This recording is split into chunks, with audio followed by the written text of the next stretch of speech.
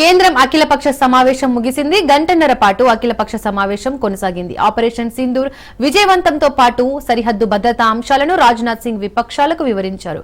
ఇక ఈ అంశానికి సంబంధించి పూర్తి అప్డేట్స్ మా ప్రతినిధి రాజు లైవ్ ద్వారా అందిస్తారు.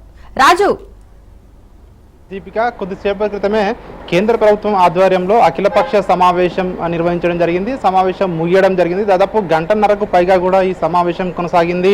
రక్షణ శాఖ మంత్రి రాజ్నాథ్ సింగ్, అదేవిధంగా హోంమంత్రి అమిత్ షా అధ్యక్షతన జరిగినటువంటి ఈ యొక్క సమావేశానికి అన్ని పార్టీలకు చెందినటువంటి నాయకులు కూడా హాజరు కావడం జరిగింది. అదేవిధంగా పలువురు కేంద్ర మంత్రులు, ఇటు కిరణ్ రిజిజు కావచ్చు, అదేవిధంగా నిర్మలా సీతారామన్, జేపీ నడ్డాతో పాటు ఇటు లోక్సభ ప్రతిపక్ష నేత రాహుల్ గాంధీ, అదేవిధంగా ఏఐసిసి అధ్యక్షుడు మల్లికార్జున ఖర్గే, ఇతర పార్టీల నేతలు కూడా ఈ యొక్క సమావేశానికి హాజరు కావడం జరిగింది. ప్రధానంగా ఆపరేషన్ సింధూర్ ఏదైతే పాకిస్తాన్లో ఉన్నటువంటి ఉగ్రవాద స్థావరాలపై భారత సైన్యం జరిపినటువంటి దాడుల తర్వాత పరిణామాలు, అదేవిధంగా రాబోయే రోజుల్లో కేంద్ర ప్రభుత్వం ఏం చేయబోతా ఉంది అనే దానిపై కూడా ఈ యొక్క రాజకీయ పార్టీలకు కేంద్ర ప్రభుత్వం కంప్లీట్గా వివరించినట్టుగా కూడా తెలుస్తూ ఉంది. దేశ భద్రత విషయంలో ఎట్టి పరిస్థితుల్లో రాజీ పోమని చెప్పి కేంద్ర ప్రభుత్వం మరోసారి అన్ని పార్టీలకు కూడా స్పష్టం చేసినట్టుగా కూడా తెలుస్తూ ఉంది. పలు పార్టీలు కూడా ఇందులో పాల్గొన్నటువంటి దాదాపు అన్ని పార్టీలు కూడా కేంద్రం ఏ నిర్ణయం తీసుకున్నా దానికి కట్టుబడి ఉంటాము, దేశ భద్రత విషయంలో ఎట్టి పరిస్థితుల్లోనూ వెనక్కు తగ్గొద్దని చెప్పి కూడా ఇటు కాంగ్రెస్ పార్టీతో సహా మిగిలిన అన్ని రాజకీయ పార్టీలు కూడా కేంద్ర ప్రభుత్వానికి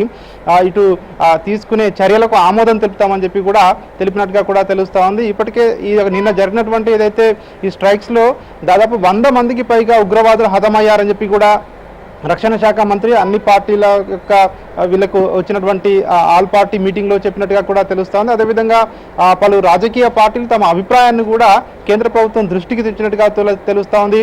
ఎంఐఎం అధినేత అసదుద్దీన్ ఓవైసీ కూడా ఏదైతే టీఆర్ఎఫ్ ఉందో, ద రెసిస్టెన్స్ ఫోర్స్ ఏదైతే ఉందో, ఉగ్రవాద సంస్థనే పేరు మార్చుకొని టీఆర్ఎఫ్గా తన కార్యకలాపాలు కొనసాగిస్తుంది. దీన్ని ఖచ్చితంగా నిర్మూలించాల్సిన అవసరం ఉంటుంది. దీన్ని బ్యాన్ చేయడానికి అవసరమైతే ఐక్యరాజ్య సమితితో చర్చించాలి. ఈ యొక్క అంశాన్ని ఐక్యరాజ్య సమితిలో చర్చించాలని చెప్పేసి కూడా కేంద్ర ప్రభుత్వానికి ఆయన సూచన చేసినట్టుగా కూడా తెలుస్తూ ఉంది. అదేవిధంగా దేశ భద్రత విషయంలో ఇప్పుడున్న పరిస్థితుల్లో ఏదైతే నిన్న స్ట్రైక్స్ జరిగిన తర్వాత బార్డర్లో ముఖ్యంగా ఇటు రాజస్థాన్ కావచ్చు, అదేవిధంగా ఇటు కాశ్మీర్, అదేవిధంగా ఇటు గుజరాత్, పాకిస్తాన్తో బార్డర్ పంచుకున్నటువంటి రాష్ట్రాల్లో ఉన్నటువంటి సరిహద్దు గ్రామాల్లో అత్యంత జాగ్రత్తగా ఉండాలని చెప్పేసి కూడా సూచించినట్టుగా పలు రాజకీయ పార్టీలు కేంద్రానికి సూచించినట్టుగా కూడా తెలుస్తూ ఉంది. ఎందుకంటే ఇప్పటికే పాకిస్తాన్ ఆర్మీ ఇప్పటికే ఇదొక బార్డర్లో ఉన్నటువంటి భారత పౌరులపై కూడా కాల్పులు జరుపుతూ ఉంది.